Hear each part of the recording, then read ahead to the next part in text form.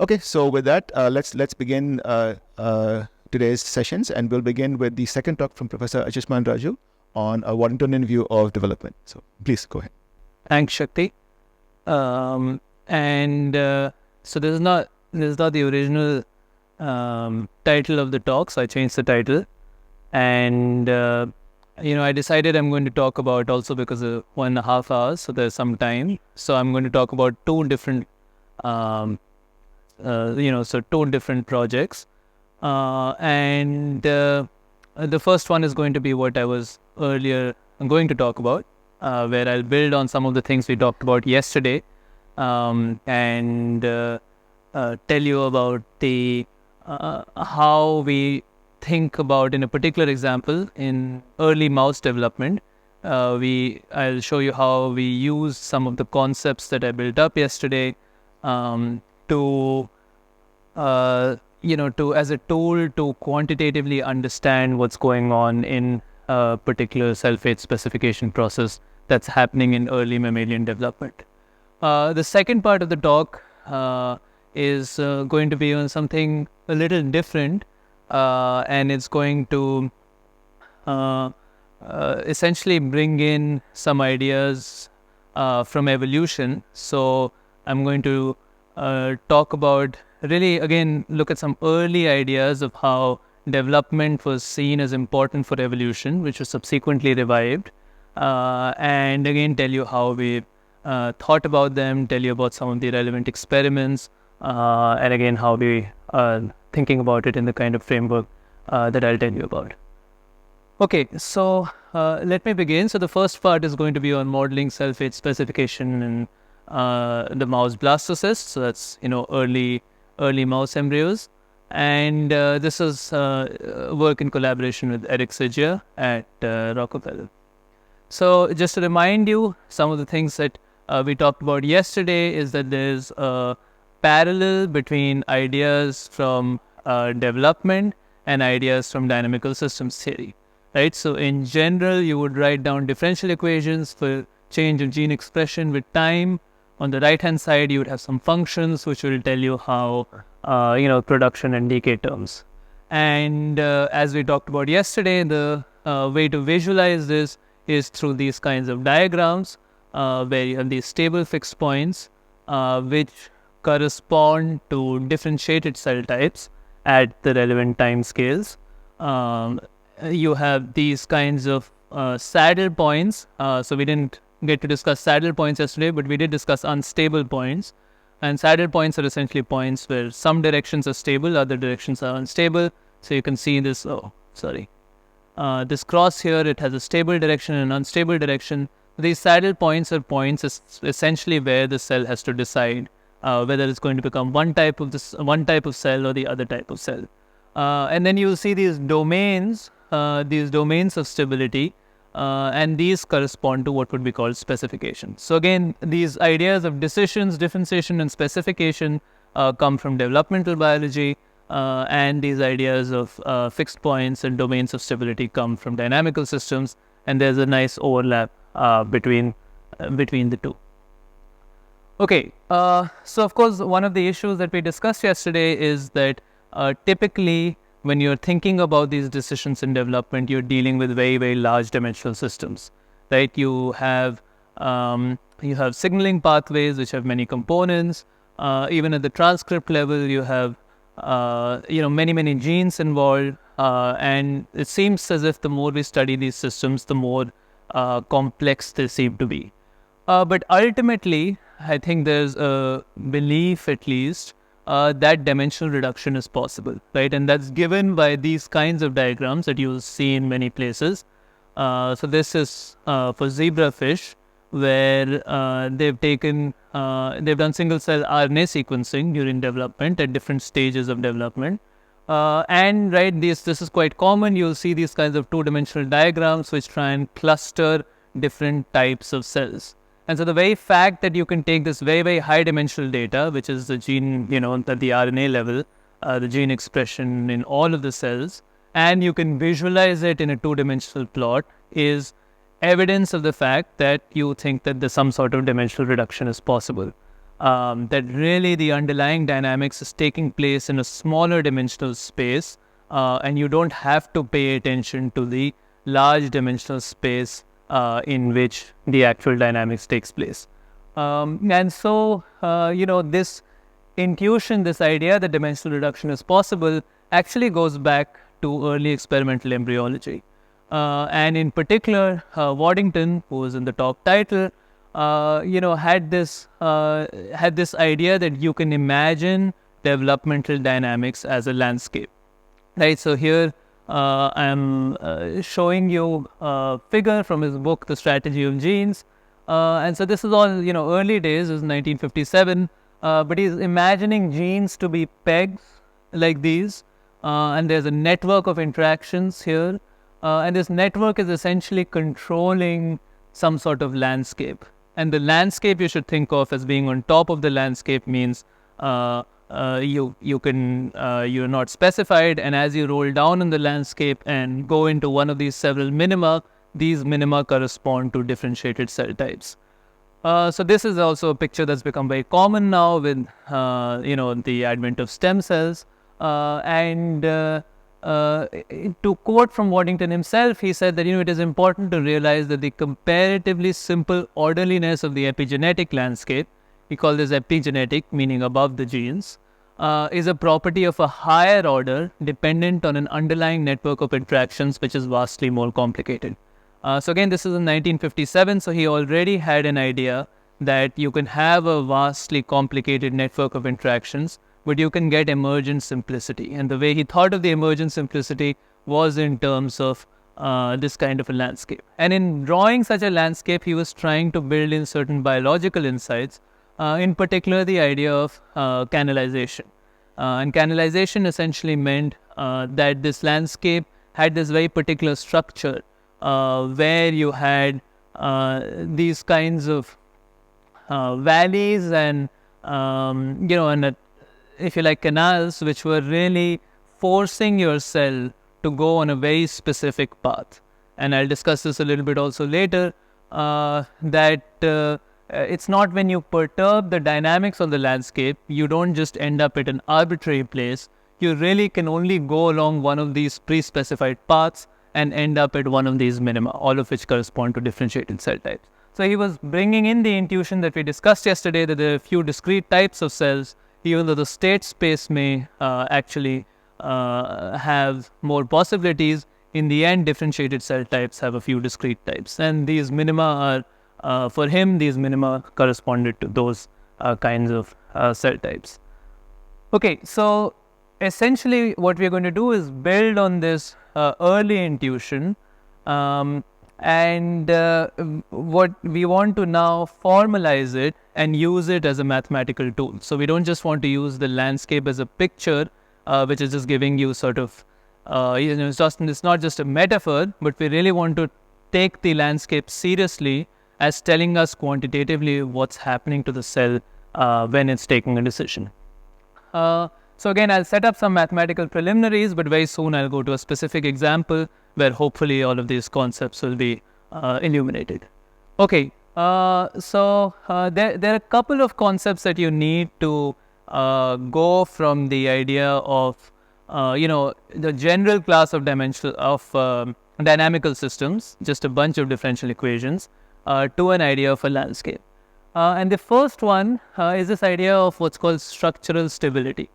And what structural stability is that if I take a certain set of differential equations and I perturb them in some arbitrary way, I just add whatever term you want to the differential equations, does it change the qualitative behavior of the differential equations, right? And remember, yesterday we discussed the idea of qualitative behavior through this idea of topological equivalence, right? And so there is the idea of a qualitative behavior of a differential equation. The question is, if I take you give me your favorite set of differential equations, which you think tell you about the gene regulation, you perturb it with some arbitrary functions, does it change the qualitative behavior of the differential equation? Does it change the number of fixed points? Does it change whether a fixed point goes from stable to unstable and so on, right? And if it doesn't, then you say that is this concept of structural stability, right? And so René Thom was somebody who initially linked the idea of structural stability, again a mathematical idea, with the idea of robustness and canalization. That you can make perturbations, but in the end, actually, you end up, the general qualitative nature of the equations doesn't change so much. It turns out that there are a class of mathematical systems whose mathematical properties I'm not going to go into, they're not so important, called Morse-Smale systems that have this property. The important things that you assume in this is one, the most important is structural stability. You assume that whatever differential equations you write down have this property that small perturbations don't change the qualitative behavior. And the second is actually that the flow is bounded. There's another assumption you have to make, which just means you don't escape off to infinity, which is a biologically reasonable assumption, right? You're talking about chemical concentrations, you don't just escape. They don't become infinity. In the end, something saturates it, and so eventually the flow is bounded. So these are the two assumptions, and that, essential assumptions. And you can show that Morse-Smale systems are systems which behave those assumptions. They're structurally stable. And further, it turns out there's a theorem that these kinds of systems can always be written as a potential plus a metric. For this whole talk, I'm actually going to discard oscillations. Oscillations make things more complicated, so you again, you mathematically prohibit oscillations. You also, structural stability means you can't have things like chaotic behavior. And again, the idea is in biology, you don't want your system to become chaotic. You don't want it to be on the edge of chaos where a small perturbation is totally, not in all of biology, but in development in particular, you want something that's robust, that's canalized. So mathematically, you get rid of, oscillations, of course, are important in many contexts, but just for this talk, I'm not going to be talking about oscillations. So no oscillations and no chaos. So essentially, you are just left with these ideas of stable and unstable fixed points in your dynamical systems and bounded flows, the kinds of things that we were discussing yesterday. And essentially, what Smale showed was that these kinds of systems can always be written as a potential, which means as a landscape, plus a Riemannian metric. For this talk, again, I'm going to forget the Riemannian metric. If people are interested in discussing this with me later, I'm happy to. But the slide is just to show that, in fact, mathematically, there is a way to link, way to make Waddington's idea of a landscape precise. That really you can show that a certain class of differential equations can be written as a gradient flow, can be written as a landscape. So that's, as far as we knew, this wasn't, this theorem hadn't been noticed. But in any case, it's very powerful, for it tells you that, essentially you can use a landscape, literally a landscape, mathematically speaking, a potential, to model, the biological system that you're interested in, where the cell is differentiating, no matter what the underlying equations are, the gene regulatory equations are. So that's something that we are going to be using as I go forward and tell you about the example. Yeah.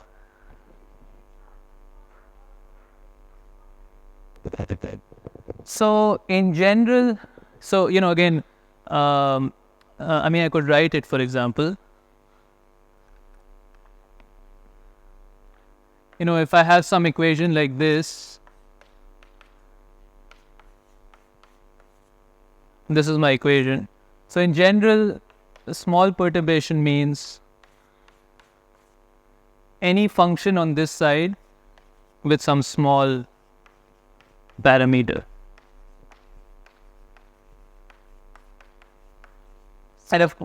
Overall, it's not changing the sign, or we can say. So the question is, does it change the qualitative behavior of the equation itself? Yes. Like those are the kinds of questions you're interested in. So, like I can say, adding this in the equation will not change the sign, but a little change in magnitude will happen. So what do you mean by sign? Positive or negative, like the direction will not be changed, but magnitude will change. So again, remember, we are talking about differential equations in large dimensions. So in principle, you can also have other variables. And if you want to visualize them in terms of flows, then the direction is really in some high dimensional space. So you can change the direction also, you can change the magnitude also. What you can't change is the fixed points. You can't change the number of fixed points, you can't change the signs of the eigenvalues near the fixed point. There's stability you can't change. So that was the idea of qualitative behavior. But as such, you can change things about the actual flow. Yes. Okay. Yes. Finite. Yeah. It's not for infinite dimensions. Yes.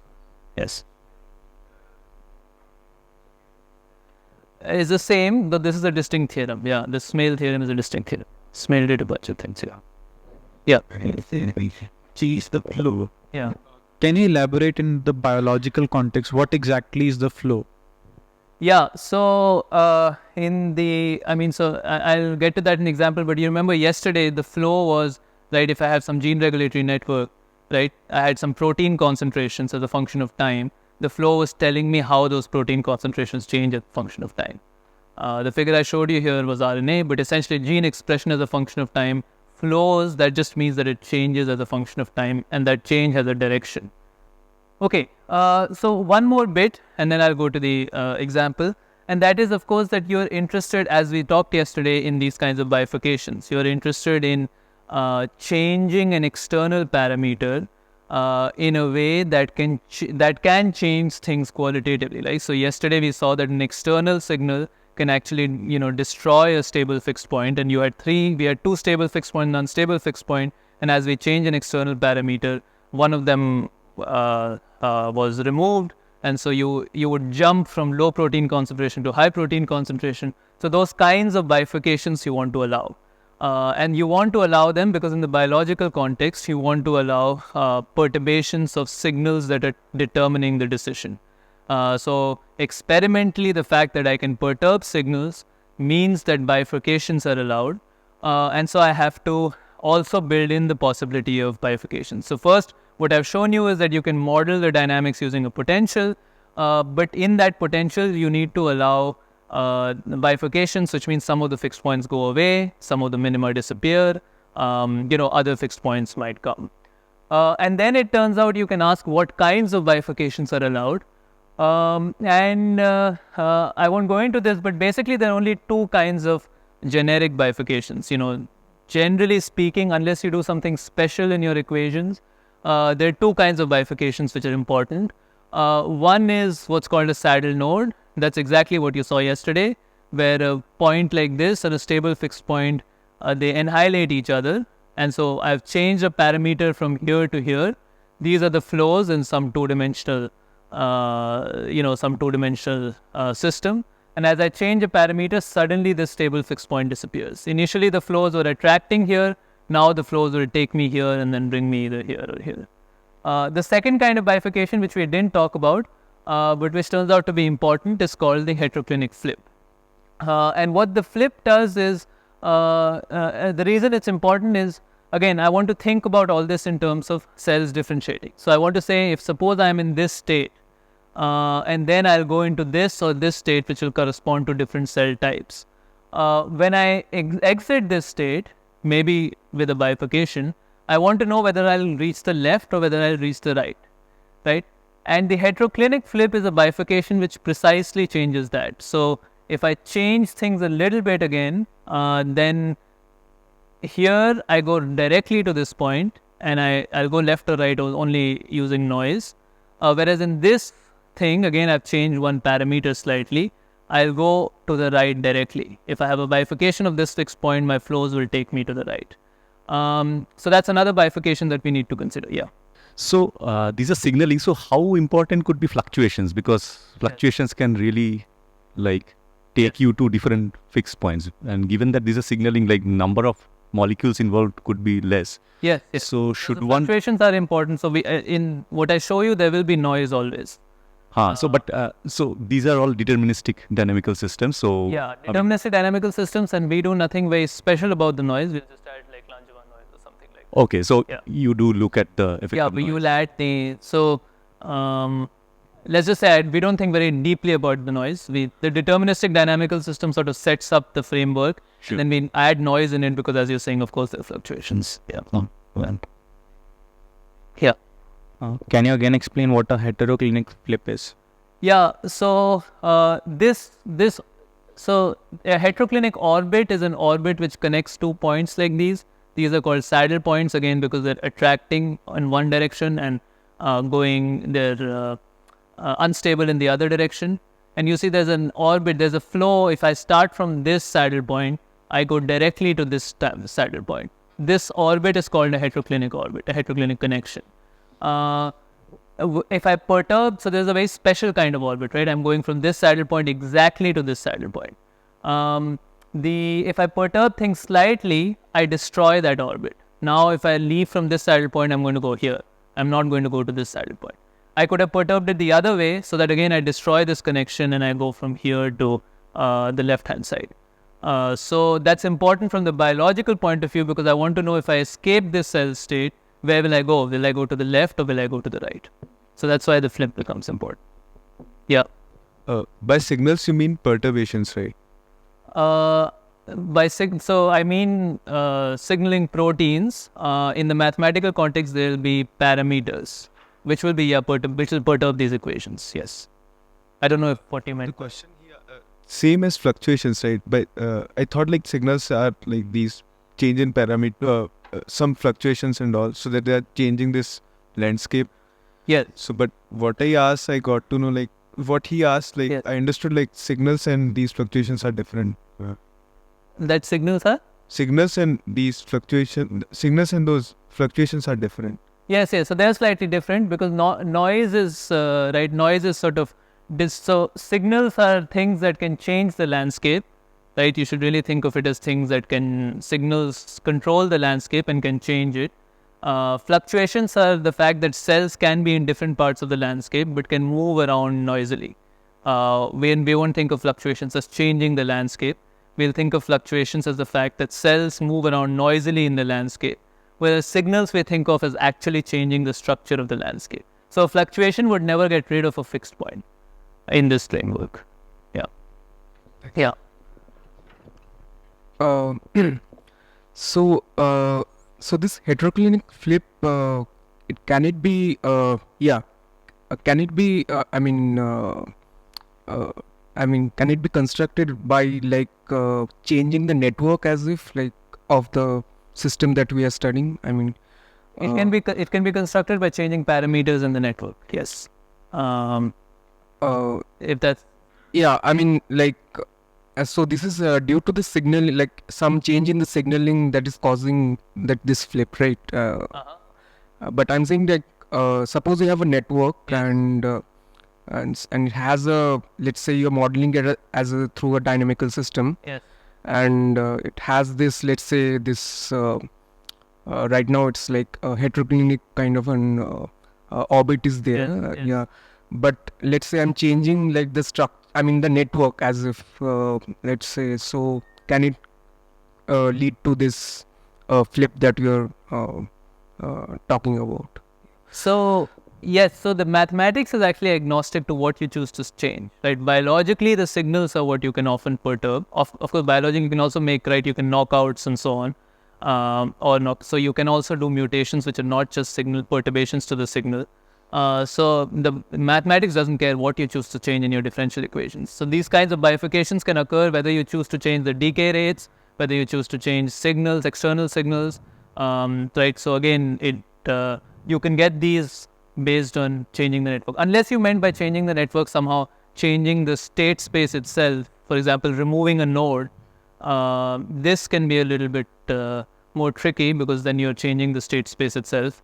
But if by changing a network, right, for example, you mean removing a link, that's effectively like setting a parameter to 0.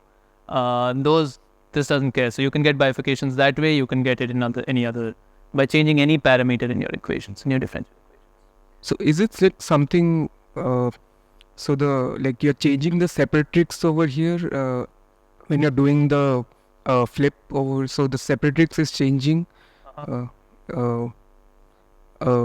By like in the case of the left hand one, there is a distinct separatrix is there which is separating the two flows, right? Yeah.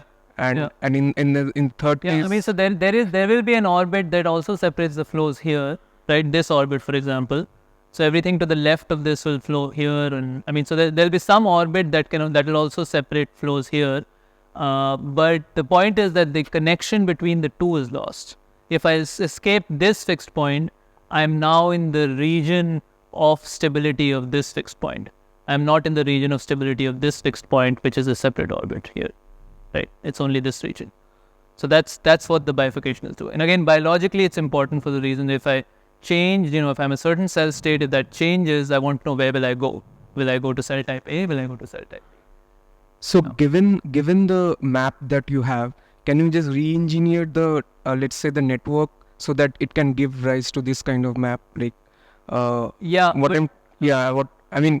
say you have a dynamical system, then you can get this map, okay. But let's say you have a map, can you like re-engineer the system? So that's what I want to avoid. I want to say that actually there will be many networks which correspond to this map, and I want to get away from thinking about the networks and instead think about the potentials. The potential is an effective emergent description. The landscape is an emergent description. I want to get away from thinking about the networks. There are actually many networks which will do this, many ways to do this. But since those are quite complex, instead we look at a simpler effective description which just looks at the potential that arises because of the network. So I would say that there's not a one-to-one map from the networks to the potential. In general, there are many networks which will be able. Okay, thank you.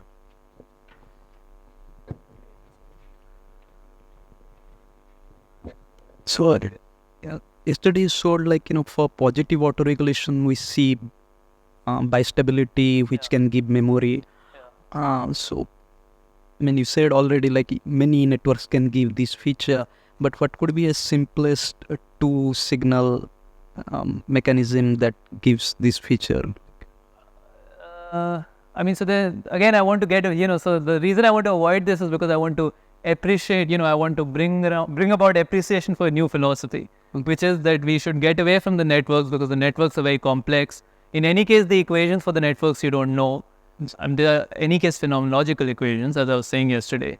So it's true, you could try and think about a few components, and I'll show you in the example also, which can give you this kind of dynamics. But I want to sort of try and bring appreciation for a new philosophy that if you don't know about the network in particular, then you can still find out a lot of things about biological interest which don't have to do with the specific network. And this is what Waddington's insight essentially was. That actually the fact that you get discrete cell types is telling you something important about the dynamical system.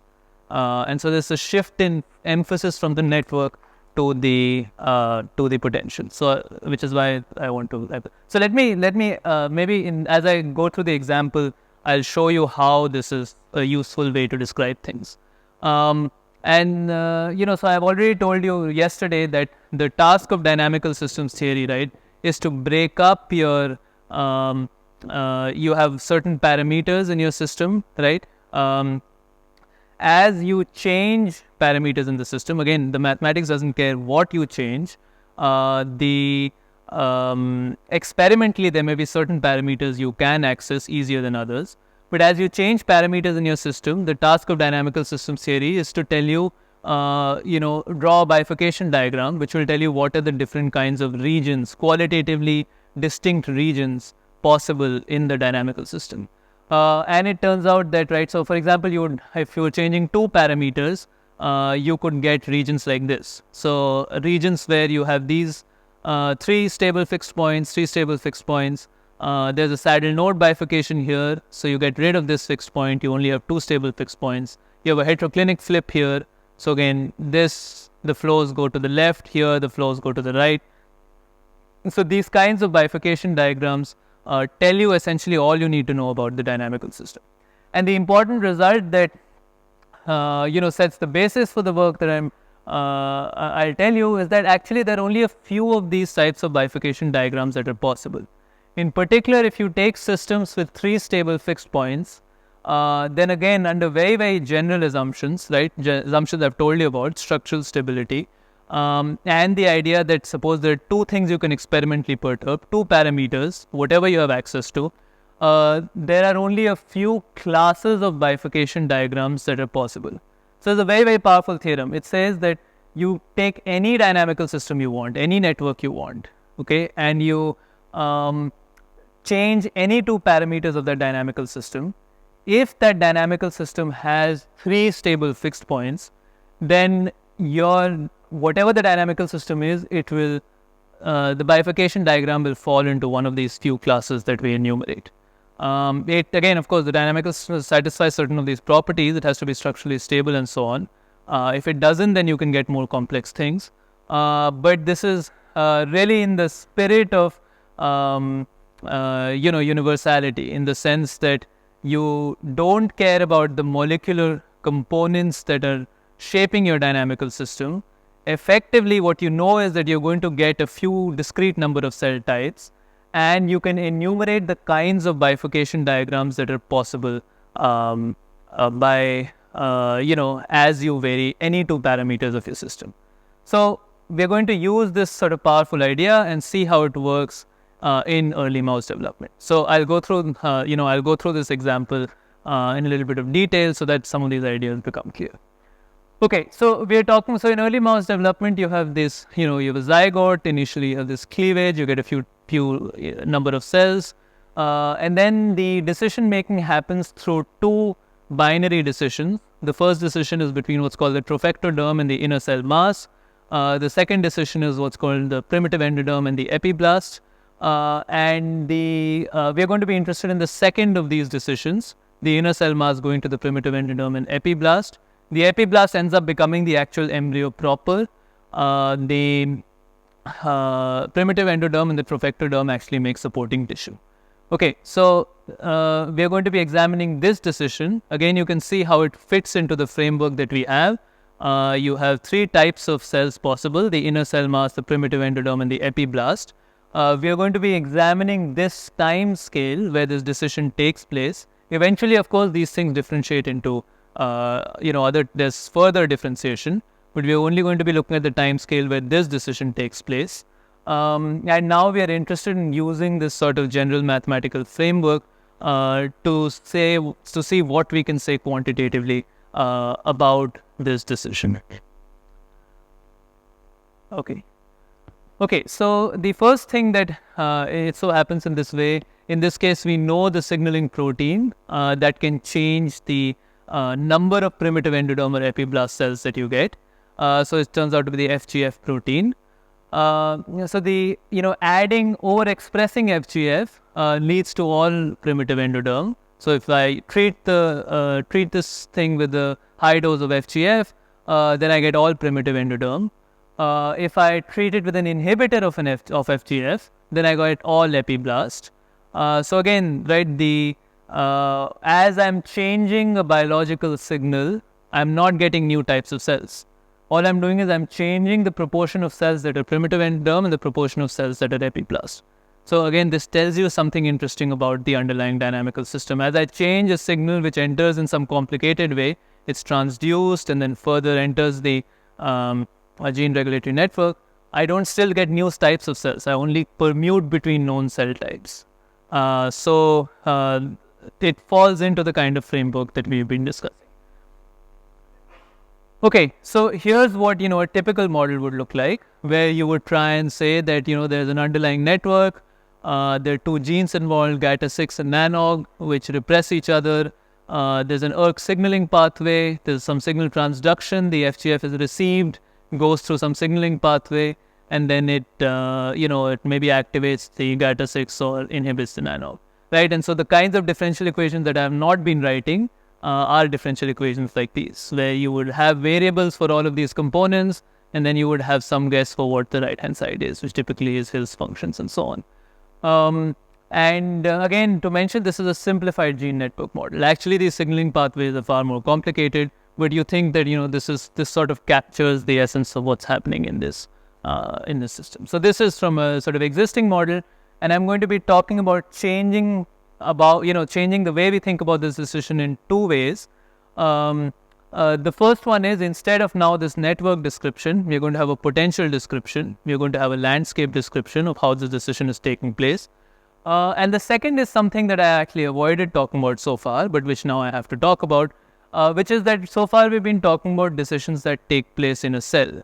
right? But actually, of course, in this there are many cells, and these signals, in this case, the FGF signal diffuses, and so that it diffuses, and you can see all of these cells can take these kinds of, right? They can all become either primitive endoderm or epiblast. And so existing models, what they would assume is that these signals are local, and so if I have I have one cell which ends up becoming epiblast,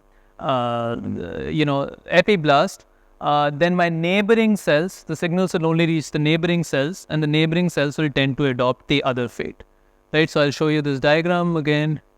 So here initially you have all inner cell mass, you start getting blue and red. The idea is that if I am blue, then my neighbors will sort of be red, right? And that's because there's some signaling going on between cells, and if I am blue, I sort of make my neighbors become red. And what that assumes is that the signal is spatially localized, that the signal doesn't travel very far, and my blue cell signals and makes my neighboring cells red. And this is, so these are the two assumptions in the sort of existing model. One, you have some gene regulatory network, and second, you have spatially localized signals. So the first part is that I'm going to replace the gene regulatory network with a potential, and the second part actually relied on data, analysis of some recent data that became available. So recently there was some live imaging data of the ERK activity.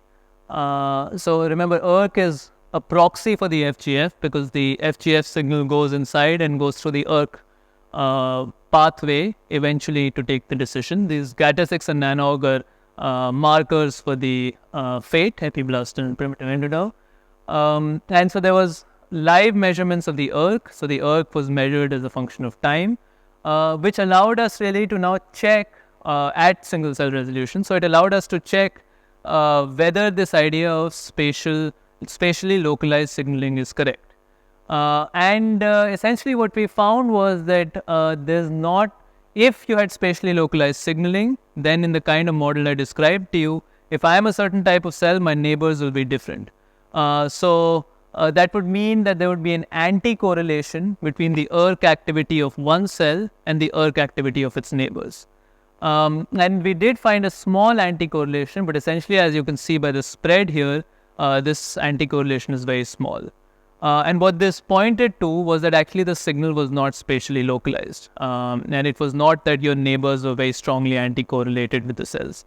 That the cell's neighbors were very strongly anti-correlated with it. And the reason this was happening is basically that there are two reasons. One is that these cells are actually moving around. So in this early blastocyst, these cells actually move around, and here this is a 2-hour period. So this decision takes place over about a day. This is data taken from a 2-hour period. The center of these spheres are where the cell starts. This whole thing is the blastocyst. This is a cavity that forms. And as you can see, these cells actually move around quite a lot, right?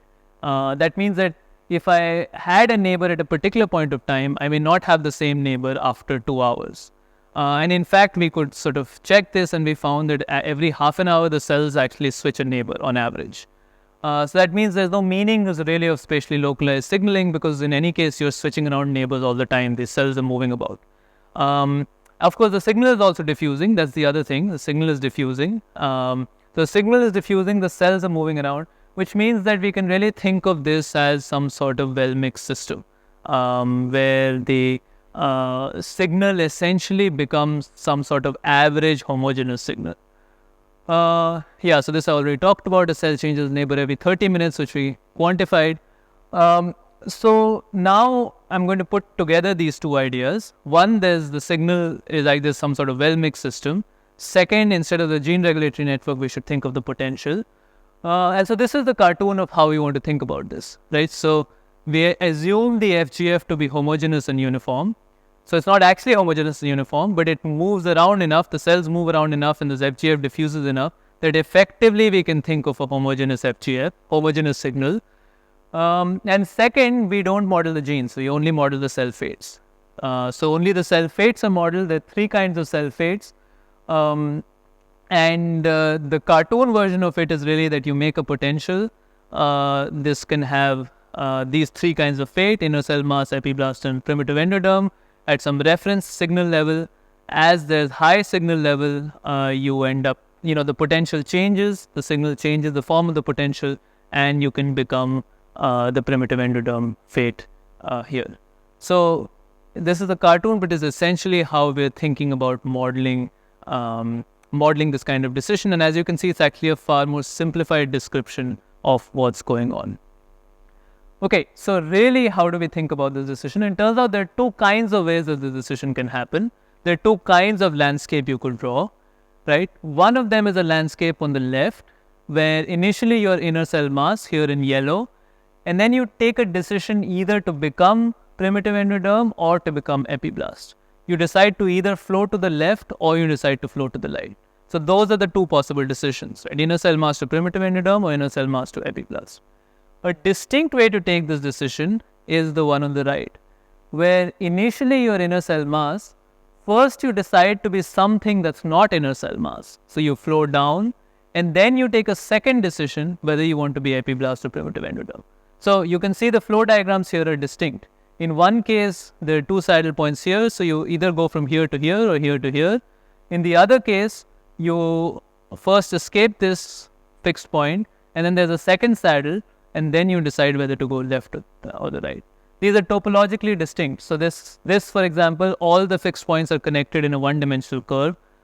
Here you have really, it's a distinctly two-dimensional topology. And so these are sort of the two ways that you could imagine taking this decision. One is you go from ICM to primitive endoderm, ICM to epiblast. The other is you go from ICM to not ICM, and then you take a second decision whether you're going to go to primitive endoderm or epiblast. Okay, so I'll pause a second if this is clear. Yeah. Why do you say this is topologically different? Because I can see there are 3 stable fixed points and 2 saddle points. So Yeah. move around the saddle points, right? So this now is really a little bit something we haven't talked about, but it's also about how they are connected to each other. Not just the fact that they are there, but also how they are connected to each other. So in this case, right, they're really all in a straight line. They're you go from here to here to here to here to here. There's a sort of not straight line, I mean a single one-dimensional curve which connects all of them. In this case, they're not. In this case, you cannot do that. This topology is essentially two-dimensional. And as I'll show you, it also ends up leading to different kinds of bifurcation diagrams. So it's true what you're saying, something that we haven't discussed. But these are in fact distinct. I mean, the other thing you can notice here is that there's a heteroclinic connection here, right? In this kind of a topology, there cannot be a heteroclinic. Right? There's no heteroclinic connection here. There's just there's a stable fixed point in between. So those are reasons why actually these are distinct ways too. But intuitively also, the way to think about it is that it's these are distinct ways in which you can take the decision. Yeah. So see, in the first case, for the cells to take a decision to differentiate into either of the types from the initial, the ICM basically. Yes. So you said that they have to take a decision to either flow into the first one of the fixed points, right? Yes, is that decision making entirely noise dependent? Because say I start from a particular the beginning fixed point and I have to flow into either of them. Right. So I can only imagine it to be some sort of a noise which would push them into either of the fixed points. Is it only because of that when you talk about it in a biological context? Yeah. No, that's a great question, and it's something that one has to decide whether you flow from here to here purely because of noise, or is there some other signal which leads to a bifurcation here. And it's a little bit related to the timing of these decisions. So it does turn out that actually these decisions take place asynchronously. Not all the cells decide when they want to become one or the other. In fact, in time, this is sort of asynchronous. It happens, the cells decide at different times. So that would seem certainly that it's noisy, right? It's not deterministic. There's certainly noise has a role to play. On the other hand, the initiation of the decision also seems to be quite specific. And it really seems to have to do with cell number. And so then that would seem to suggest that there is also something that's controlling the timing.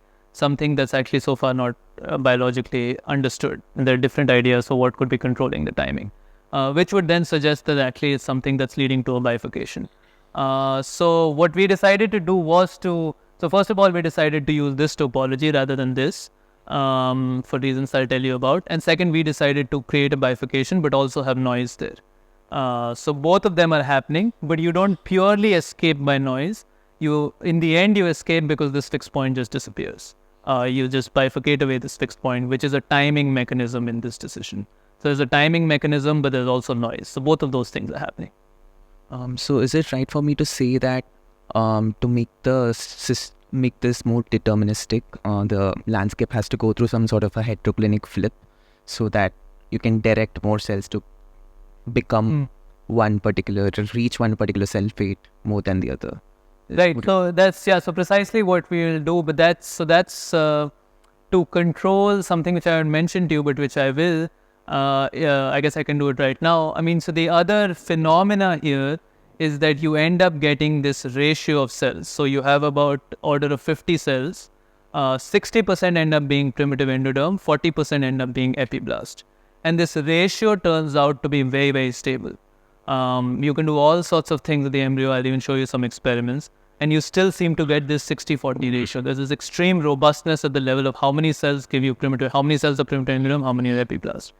And so to model that, what we have to do is to say that the signal itself, now remember the signal is homogeneous, it's acting on all the cells, but the value of the signal depends on the state of all the cells, some average state of all the cells. So if, for example, here half the cells have somehow managed to reach this part, then my signal, so my signal is also produced by the cells, right? Then my signal compensates to now tilt the landscape. If you're deep inside the well, it doesn't tilt it enough that you'll escape the well, but all of the rest, the rest of the half, which is still here waiting to be decided, they'll all flow to the left, right? So maybe in the flow diagram it's clearer. If I start with, say, 50 cells here, 25 of them flow to the blue state, then my signal, the way the model is set up is, if 25 of the cells are the blue state, then my signal compensates so that the landscape shifts in this way, so that everything else will go to the green state. So that allows you to maintain this kind of robustness, where the signal is dependent on the state of the cells. So here's where the heteroclinic flip becomes important in deciding how many cells will take one fate versus the other kind of fate.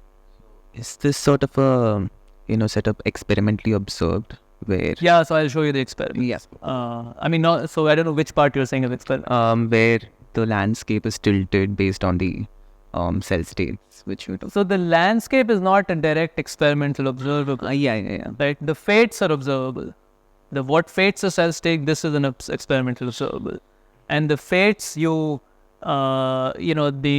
landscape makes a prediction for the fates, and you can fit the fates using the landscape. So that's the... by experimentally observe, what I meant was say, you produce that when these, you said that when the cells are in a particular state, they produce some sort of a signaling factor, which, could... So is that production of the signaling factor observed? Yes. It's true that cells only produce FGF if they're in the epi state. Okay. This certainly the epi fate is correlated with the production of FGF. Yeah. So that is the... Yes. So when you talked about tilting the landscape, for example, when 25 of them would reach there, it will then the signal will change to tilt the landscape on that side so that it becomes skewed for other cells to go that side. Can we connect it to spatial localization of signals, that neighbors are perhaps telling the other cells to have reduced gene expression? So that was the old model, but here the signal is homogeneous. Every cell sees exactly the same signal. So there's no spatial information in the signal at all. And that comes from our analysis of the spatial correlations of the ERK signaling in the cells, where there don't seem to be any strong correlations. And so the signal is assumed to be homogeneous. So all the cells see the same signal, but it's sort of, it's sort of a self-adjusting potential, if you like, where if things become too heavy on one side, then the potential adjusts to make things biased towards the other side. So in this case, what is telling the system that it is becoming heavy on one side? So the fact that some cells have changed the state, which has led to greater production of the signal, that signal has diffused and homogenized. I mean, also the cells are moving around. And so now you have more of the signal, and that has told you that actually the rest of the cells now see more of the signal that pushes you to the other side. Sure. Landscape is this form of the potential. Huh? The landscape is the form of the potential, is it? Yeah, exactly. Yeah. Details of this potential are derived, or you are taking some simple form consistent with what you see. Right. So you take a simple form which is consistent with this kind of where the fixed points are, and then polynomial potentials are enough. So you just simple polynomial potentials suffice. So then the mechanism, the potential changing depending on the population at this, those things cannot be derived. So the mechanism is parameterized as coefficients of the polynomials. So the signals have but time evolution I'm talking about. So the time evolution is just the gradient of the potential.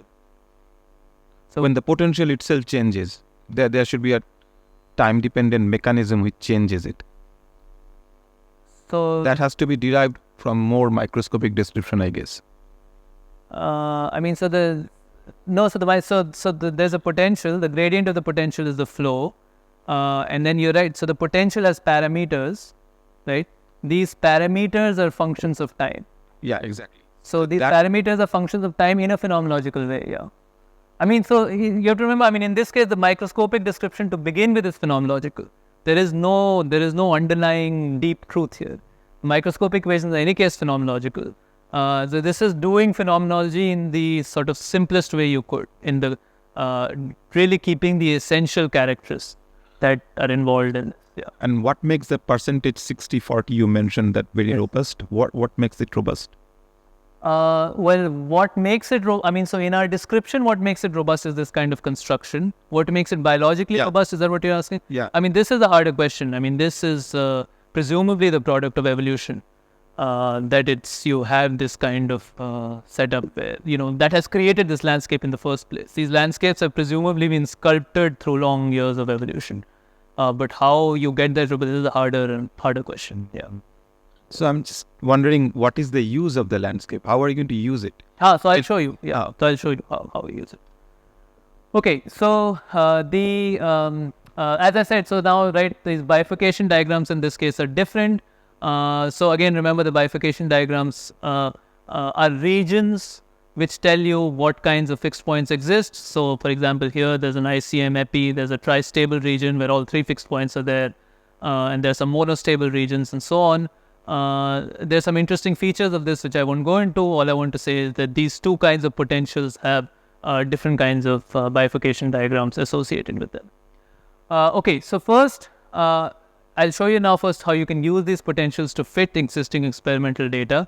Let me also tell you how you could experimentally distinguish whether it's the first kind of landscape or the second kind of landscape. Right, and so, again, I'll show you a thought experiment, but again, I can discuss later. These experiments are not so hard to do. Imagine that you have certain cells that start at the ICM, which is near a bifurcation, and you bias your system in some way so that it starts flowing towards the epi state. In this case, it's the blue state. And then as all of the cells start going to the epi state, at a certain point of time, you give a dose of FGF signal, which will take things to the primitive endoderm state. Remember, high dosage of FGF takes you to the primitive endoderm state. In the first kind of landscape, here there's just a flow diagram associated with the potential. You have to go back to the ICM state to be able to go to the primitive endoderm state. There is simply no trajectory which goes directly from here to here, which you can see also in the potential. There's no trajectory which goes directly from here to here. You have to go back to come here. Whereas in this kind of a potential, you have a direct route to go from primitive endoderm to ICM. And so that's clear here. You may be biased towards the epi state, but you can be easily pushed to the primitive endoderm state. And so this is why we prefer this kind of a potential, because it gives you more time to decide once you've exited the ICM state it's easier to push. It gives you more time to whether you want to go from one or the other primitive endoderm or epi state. So that's the sense in which this is now used very, it's in quotes. I don't mean robust in any quantitative way, but this is why we prefer this kind of a landscape to try and model this phenomenon. Another experiment which actually again you can do is to realize that different parts of the trajectory have different sensitivities to the FGF. So again, if I have a cell here which was started at the ICM, then it moves about noisily and reaches the epi state. If I perturb it early, if I give an early FGF signal, right, the perturbation does nothing. So this is my perturbed state in red. I perturb it, but then again sort of comes down and reaches the epi state. If I perturb it a little bit later, the late FGF pulse actually changes the fate. And this is a small pulse of FGF that can change the fate if I perturb it at the right time. That means that when I give a pulse of perturbation of my signal, will have different effects in both of the landscapes. And this I'm showing you here. In the first kind of landscape, the sensitivity to the signal just declines with time. And if you've studied the developmental biology, this is the idea that potency declines with time. That initially you're very potent, and then as time goes on, you lose your potency. This is a distinct idea. This says that actually you're most sensitive at intermediate points of time. So initially, when you're at the ICM state, you're actually less sensitive to the signal, and it's only later on that you become more sensitive to it at some intermediate time. So again, this is you can do these kinds of perturbations, giving pulses of the signal, and then this will give you different results depending on what is the underlying landscape. So there are ways in which you can experimentally distinguish, using these kinds of perturbations of the signal, which kind of landscape is controlling the decision. And then the next thing we do is, of course, fit these landscape to existing experimental data. So I'll describe to you the kinds of data that exist. The first one is what I've already told you, this idea of robustness. So when wild type cells are mixed with the GATA6 mutants, which end up making only the epi fate, they adjust and give rise to primitive endoderm. Right, so here, so these are like these, you were seeing these chimera experiments yesterday. Basically, you label the cells. So these are, by the way, these things are very, the reason people study the mouse blastocysts is because you can manipulate this outside of the mother. Right, so these are, and in fact, it seems like you can do whatever you want with them, and they're still, till the blastocyst stage, the decision making happens very robustly. So again, if you take wild type cells, you combine them with these GATA6 mutants in different ratios. The wild type cells, which if you just had all wild type, you would get 60 PRE, 40 epiblast. If you combine them with other cells that are primed to be only epiblast, then the wild type cells self-adjust. They start giving only primitive endoderm so that the ratio remains 60-40. So that's, an experimental, these are experiments that have been done, and that of course the model has to predict, model has to fit. And then there are other kinds of experiments. So there are experiments where you can put in the FGF for the whole time. So this happens between 2.5 days to 4.5 days of embryonic development. You can put in FGF, you can put in the inhibitor of FGF, you can put in FGF for some time, then the inhibitor. You can grow them in FGF and then in control media. So you have all these kinds of perturbations which give you in the end fates of cells, whether you get primitive endoderm or epiblast. And so that all of this data we fit to. This here is the experiment that I just showed you. Depending on the percentage of wild type cells, you can plot the fraction of PRE cells. If there was no regulation, you would expect a straight line here, but there's clearly a lot of regulation, which is this robustness that I already talked about. And again, this you can compare the experiment and the model. And finally, there's other data just showing you how the decision takes place. What fraction of cells are ICM, what are PRE, what are epiblast. And this, as I told you, happens asynchronously over this whole period. So all of these are, experimental data that's available in the literature. The fits here are actually almost trivial. You just have two parameters in your potential. There are a few other parameters you need to bring in to, have the signaling and so on. But it's sort of the minimally parameterized model you could make. If you imagine taking the kind of model I showed you before and fitting the same kind of data, which has not been done, I mean, you would have 74 parameters in that model. So, right, this is really decreasing the complexity of the model as far as possible, and still giving you results that fit to a good extent existing experimental data, and also make predictions about what will happen when, for example, you do kinds of experiments that haven't been done, like giving a pulse of FGF. And they show you something interesting about the way the decision takes place, that right, instead of losing potency in time as you would have thought, you actually have this intermediate regime where you're most sensitive to the signal. Okay, so I'll stop here about this, and then I'll move on to the second part in the last 20 or so minutes I have. But if there are any questions about this, then I can take them. In the heteroclinic flip, you told that the ICM first becomes something that's not ICM, and then differentiates into pre. What does it become something not?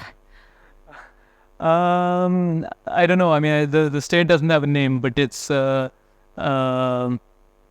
I don't know of a better name for it. But I mean, what I mean is that just in the gene expression space, I guess, you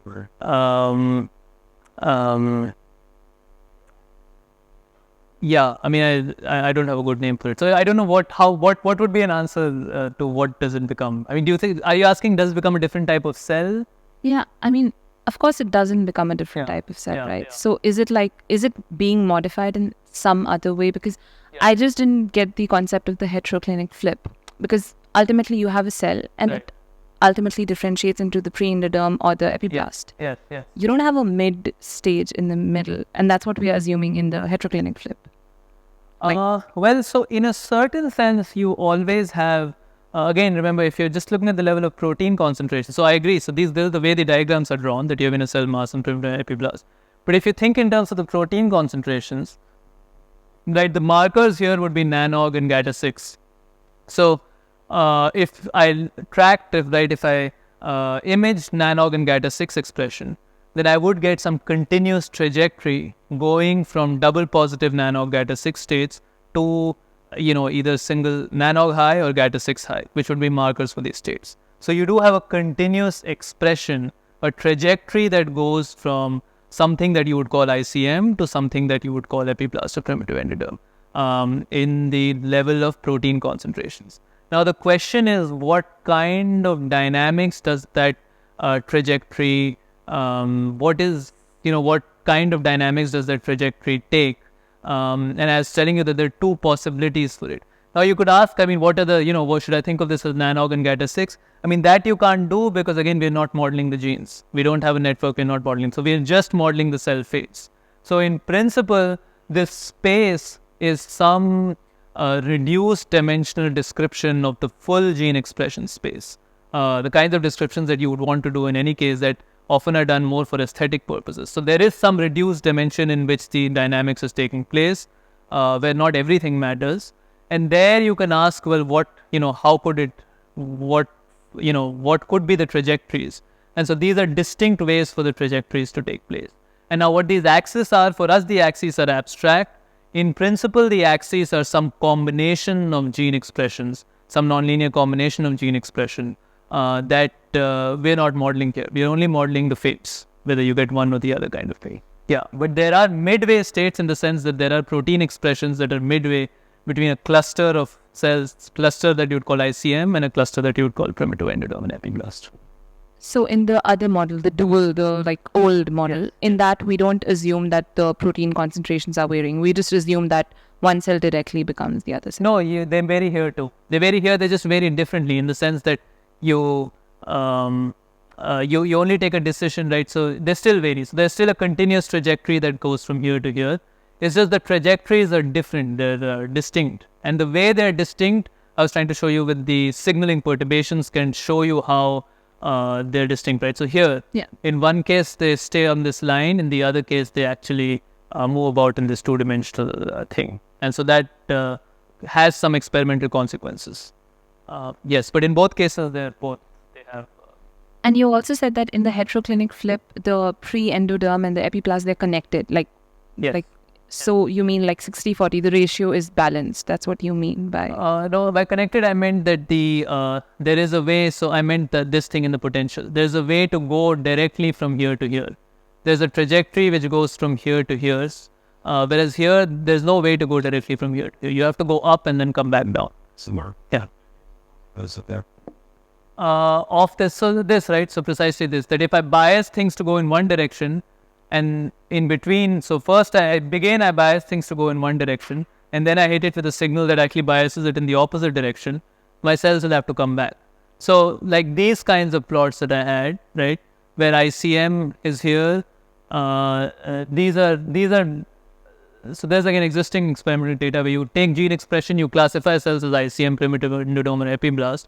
Now I would predict that if you do the experiment where first you bias things to go towards the epiblast and then you bias them to go towards the primitive endodome state, which are not experiments that are different from this, but at the same time as doing this experiment, you also dynamically keep track of how many cells are you classify as ICM, how many you classify as primitive endodome, how many you classify as epiblast. Then I would see, sort of ICM going down, epi coming up, and then ICM would go up again a little bit. Because again, you have to go back up. You have to go back towards ICM. Right? Whereas in the other case, once you've lost ICM, you've lost ICM. You're no longer going to get ICM expression. So if there was some, in these kinds of experiments, only the end fates were measured. The gene expression was not dynamically, the markers were not dynamically measured. In these kinds of experiments, there were no perturbations. If these two were combined, the model would make a prediction for how these curves would look. And in one case, things are going towards epi, it seems like, and then you push it with a signal back to PRE. But to do that, you have to come through ICM.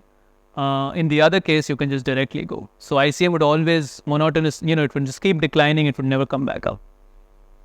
Yeah. Since I don't have a very strong mathematical background, I'm just trying to build an intuition.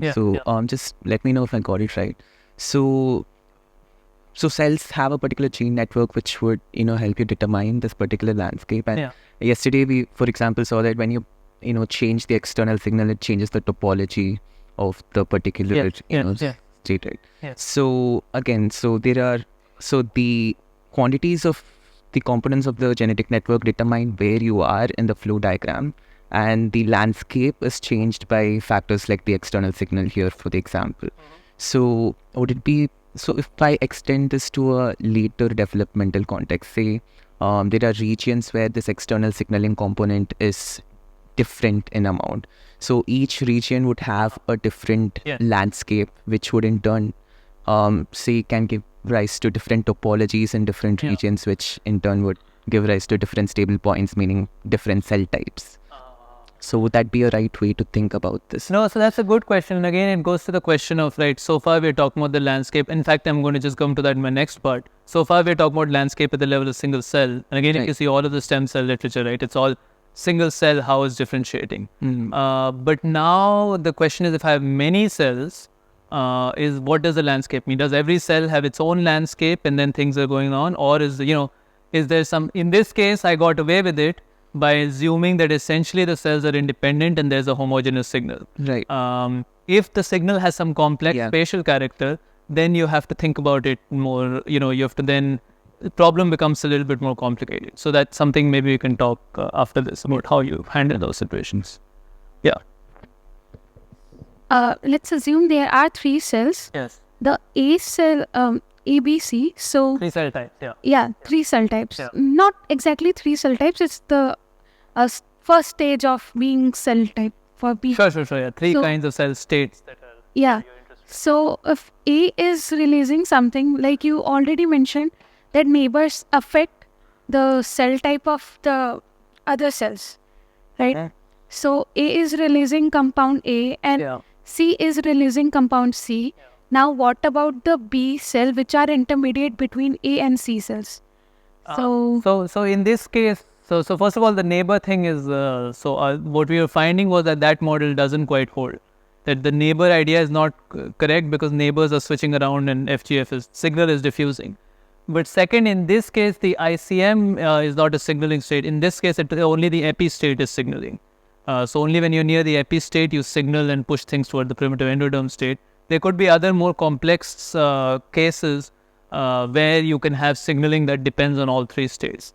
And so there's been some work, for example, in C. elegans, where the situation is made simple by the fact that there are few number of cells, but you have two types of signal there. It turns out you have NOT signaling and you have EGF.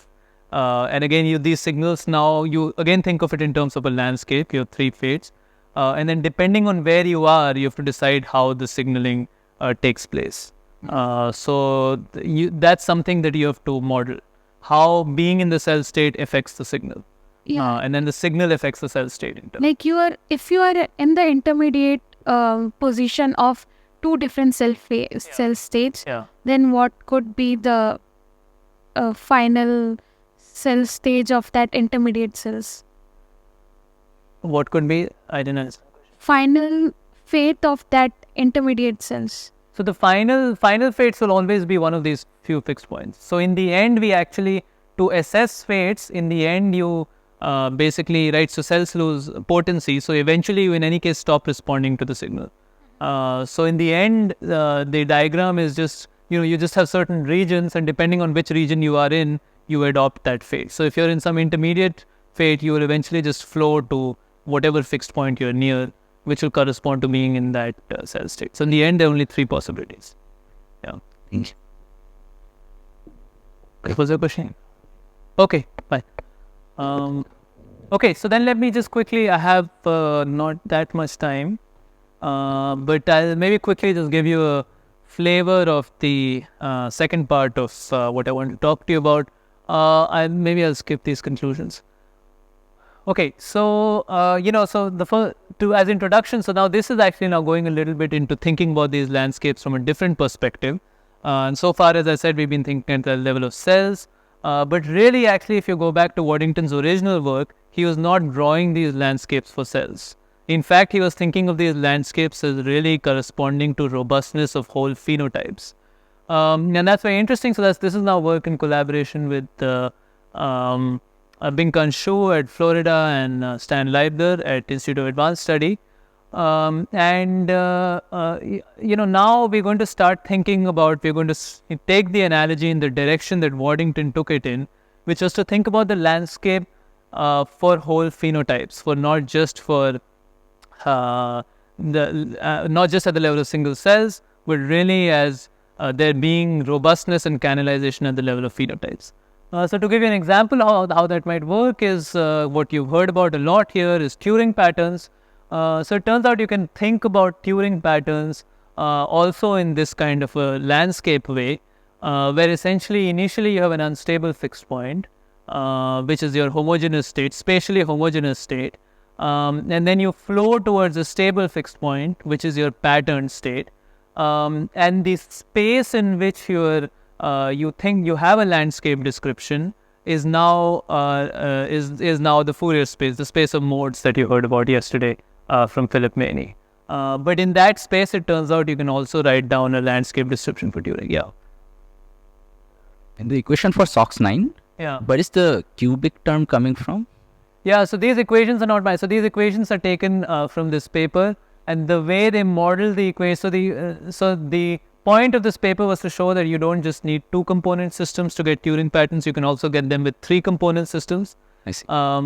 And the way they decided to model the equations was, the way Gierer-Meinhardt did it was really to say activator inhibitor and try and make some equations for activator inhibitor. They decided that they'll only make the equations near the homogeneous fixed point. So they assumed you're near a homogeneous gene expression state. Near that gene expression state, you have a linear part, which are these linear equations, and then you saturate away using these kinds of cubic terms. So these are all phenomenological. So any higher order odd term would saturate. Yeah, exactly. So that's why they decided if you don't saturate it, you escape off too. I see. So you need to saturate it. That's why they put this cubic term. Yeah. Right. Anyway, so this work I'm not going to talk about, but work that we're doing to show that these three component Turing systems also you can think in terms of a landscape, which is work that my student Shubham is doing. But there's actually a very interesting debate between Crick and Waddington, which is all. So there's Francis Crick and Waddington. They actually wrote these letters to each other, where Crick was basically annoyed with this idea of a landscape, and he was discussing with Waddington, what is this landscape, what does it represent, and these letters actually get quite quite angry. They get quite so what Crick says is, I had expected you to say was that the path of the ball represents the lineage of a single cell. So he was imagining this path again, right, ball rolling down landscape and taking a final state as something happening at the level of a single cell. And then Waddington says, for heaven's sake, why? Why do you think it's just confined to a single cell? Actually, I can think of this ball as representing larger phenotypes or patterns and so on. And so for Waddington, this was really a description that went beyond just single cells, but really was the fact that development was canalized in the sense that you really got discrete phenotypes, it seems like. And how that happened, to see this, to understand this, in particular, he did a bunch of experiments. And so I'll just quickly tell you about the kinds of experiments he did. I'll skip the slide. The first experiment that he did was to look at the fly wing. And he actually heard a lot about the fly wing and how it patterns from Amitabha. And what Waddington found was that if you heat shock flies 20 hours after the pupae form, so if you remember from yesterday's talk, that is exactly when these wings are forming, it leads to a break in the posterior cross vein of the fly. Right, so you get these breaks in the posterior cross vein. And the interesting thing was that these breaks that he was getting from heat shocking the flies as they were developing were also to be also known mutants. So these environmental perturbations were phenocopying known mutants. So there's a cross-veinless mutant of the fly which also showed a break in the posterior cross vein. And he could obtain exactly the same just by heat shocking the fly. So heat shock is a very arbitrary perturbation, right? So he heat shocked the flies and got the same kind of phenotype. So again, very interesting thing that you take an arbitrary environmental perturbation and you phenocopy a known mutant. For him, it was more evidence for the landscape. The fact that at the level of phenotypes, there are only discrete possibilities. And whether you push it there with the environment or you push it there with the mutation, it doesn't matter. There's an effective landscape that's telling you the possibilities that exist. What he did next was he actually did these artificial selection experiments, where he took the so not all the flies got a break in the posterior cross vein. There are a percentage of them that showed the alternative phenotype. He took the percentage that showed the phenotype, then he did artificial selection. Right, he selected only those flies and he created a new generation, and then he kept doing this till he got 100% penetrance. So that now he had a bunch of flies that he would heat shock them 20 hours after the pupae form. All of them would show this kind of a phenotype where there's a break in the posterior cross vein. The interesting thing that he observed was that after a certain number of generations, about 13 or so generations, he could get flies that showed a break in the posterior cross vein without a heat shock. This phenomena he termed as genetic assimilation, that a character that was initially environmentally induced with the result of an environmental perturbation could be genetically assimilated in the sense that it could be expressed, it could be expressed in the absence of the perturbation after a few generations of artificial selection. He then did this in a more, vivid example, where he, actually exposed early fry embryos to ether, and that turns out to phenocopy the bithorax mutant, where these flies actually get these two pairs of wings. So there's a very, very, it's not a small break, it's this very, very abrupt, phenotype. And again, the point of this was, this was a known mutant. So again, the point of this was that something that's, ether, you're putting in ether in an early embryo, has the same effect as known mutation. So again, for him, all of these were, evidence of the fact that underlying development, there is a canalized landscape. And you can push things in the landscape either using environmental perturbations or using mutants. There's been much discussion of what kinds of molecular changes could be involved in these, what kind of molecular mechanisms could be involved in getting this. There's been a lot of discussion around HSP90, heat shock protein. There's been some suggestions it could be transposon activated mutations. Waddington's own idea was that essentially there were polygenic changes that again there was some, right, there's this landscape that formed, there were polygenic changes which allowed you to express this new phenotype. But the important thing was that the structure of the developmental landscape had this specific character where environmental perturbations don't just allow you to get crazy mutants, they actually give you things which you already, which are already known mutants and which seem to be very, very specific in nature. What we did was we went through the sort of set of experiments in that have been the set of experiments that have been done over the years. I mean, his initial experiments were done in 53. Since then, there have been several, times his experiments have been repeated. And we essentially classified the results of these experiments and summarized them using these 4 curves. One was this increasing penetrance. The one was this assimilation curve, the fact that around generation 15 or so, you start getting genetic assimilation. Without the environmental perturbation, you see the new phenotype. The other 2 I'll ignore for now because we're running out of time. The kind of theoretical model that we needed here was again to, we want to think about it in terms of a landscape. But really now we can't think of just a few fixed points and signals. We're not looking at a very specific developmental decision, but we wanted to capture something that more abstractly brought out Waddington's conceptual insights. And there are many of them. So in particular, the important ones are his idea of homeoresis. So again, this is a term he invented. Homeoresis was the dynamical counterpart of homeostasis, which I'm sure you've all heard of. And it was the idea that you have trajectories which are stable, dynamical trajectories that are stable, not just homeostasis is sort of like fixed points. Homeoresis is a dynamical counterpart of that. There's the idea of branching, that it seems like developmental trajectories have different branches, and if you perturb them, as I said, either using environmental or genetic perturbations, you choose a different branch. And then finally, in a model, we wanted something that was consistent with the experimental curves. We basically, this ended up being an exercise in almost a separate exercise where, there's a known model in physics for how you store fixed points in some general dynamical systems called the Hopfield model. And we wanted to sort of generalize that and think about something where you could store dynamical trajectories and not just fixed points. So that's something we did. I won't go into the details of it. We're almost out of time. Let me just show you sort of how Waddington thought of it and sort of, our corresponding pictures. So the idea was initially, you have this landscape. Initially, you go to this fixed point, which corresponds, let's say, to the wild type. The environmental perturbation pushes you over the hill right here and takes you to a different trajectory. This could be the cross-veinless or the bithorax, depending on the nature of the perturbation and where during development you are.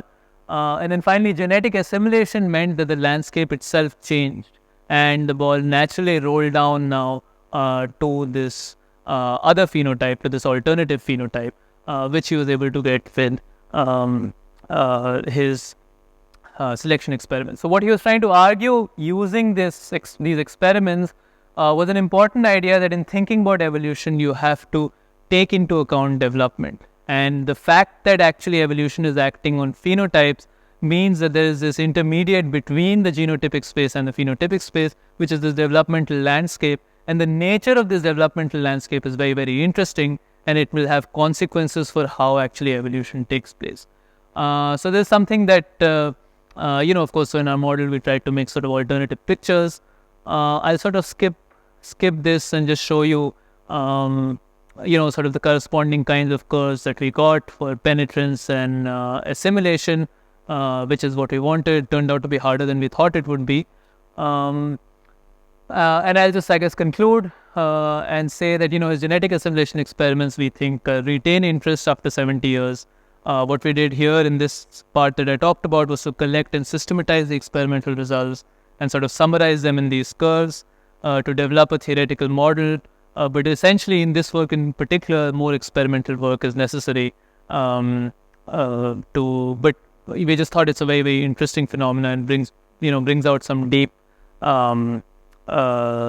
insights about biology, in particular the relationship between evolution and development. And of course, there are lots of questions about the relationship to many, many discussions that have taken place on plasticity and evolution and so on. Okay, so I'll just conclude here. I'll stop by letting you know about this TF, our physics of life program that we've recently started. We started this last year at NCBS, where I am. And so any of you who are looking to do a PhD, this is specifically designed for people who have a quantitative background with some foundations in math, physics, or computer science, but who are interested in doing things in biology. And so there are many people. You can check it out on the website in the program. It's a joint program between NCBS and ICTS. So I just thought I'd put that there in case any of you are interested. So I'll conclude. Thank you very much. Hey, Archishman, fascinating. So I'm just wondering, like this last thing you showed, is that the epigenetic analog of Hebb rule, like the Hebbian rule that we use for teaching the Hopfill network to embed certain attractors? So could we think of it as something like Hebbian, like the way it's changing? Well, no, I mean, that's an interesting idea. For us, of course, the learning was taking place through selection. That you are learning these new things through this mutation selection process, which was sort of affecting parameters and taking you to how the analogs it might have to the way we classically do learning. I think is very interesting. Yeah, because there's this theory that the evolutionary analog of learning is adaptation. Right. And so, but nobody has been, come up with a concrete model for this. So the model that you're showing seems like the closest candidate I've seen so far of, what's the Hebbian analog for evolution. Right. Yeah, I mean, it's an interesting idea. I mean, the other thing is one part of the model is, of course, which we wanted to keep was this idea that there's dynamical trajectories you have to learn and not just fixed points. But I think it may be true. You can do this. So you can. I think you can formulate something that's like learning. It would be interesting to compare that with some effective equations for mutation and selection. I think it could be done. Yeah. That's an interesting idea. And connected to that is this question. This reminds me of the infamous Lysenko affair. Oh yeah. Yeah. So, it almost seems to suggest that maybe Lysenko was onto something and he wasn't completely talking bullshit, right? Yeah. No, I completely agree. And in fact, it's written around that time, it was 1950. And it's very, it's titled Genetic Assimilation of Acquired Characters for, reasons, because the whole controversy was about the inheritance of acquired characters. And what Waddington was placing himself at the center of this controversy. And essentially what he was arguing was that he was arguing what I guess today you would not say is, essentially what he was arguing was you can have this kind of inheritance, but it's not that there's direct inheritance of the environment, but it's more that the selection is acting on this highly constrained space, which can allow you easily to inherit characters that may otherwise be acquired. And so he was giving essentially a genetic explanation, but I think a creative explanation brought in development. And I agree. I think totally it was, of course, that thing became political. So it's, right. It was taken in a whole different direction. But I totally agree with that. Yeah. Thanks. Landscapes that you design, those generally correspond to function, right? The phenotype would correspond to a particular function that is associated with the particular cell, right? So you could have various gene regulatory networks that would lead to same final gene expression, right, as you were mentioning. So gene regulatory networks generally tend to be more modular, right? Like you could have some sense of independence for certain circuits or certain pathways irrespective of phenotype. So would that also reflect in this sort of reduced dimensional space? Like would you see modular dynamical landscapes for different parts of the network? I don't know. So the problem from my perspective of mapping gene regulatory networks to landscapes is that you have to make certain assumptions about the equations, right? Or anytime you want to write down an equation, you have to make certain assumptions about what the equations are. And so you can make certain maps. So you can take, for example, particular motifs and say, what are the landscapes for these? But those are contingent on particular equations for those motifs. So at least I'm a little worried about making more general statements, but it may be possible to do a certain kind of network analysis, which can make more general statements about the topology of networks and the associated lower dimensional description. I mean, in certain cases I've seen things like that, but so I would be, I personally haven't seen anything that can be very general. You can take a specific example with specific equations and maybe try and make some correspondence. Okay.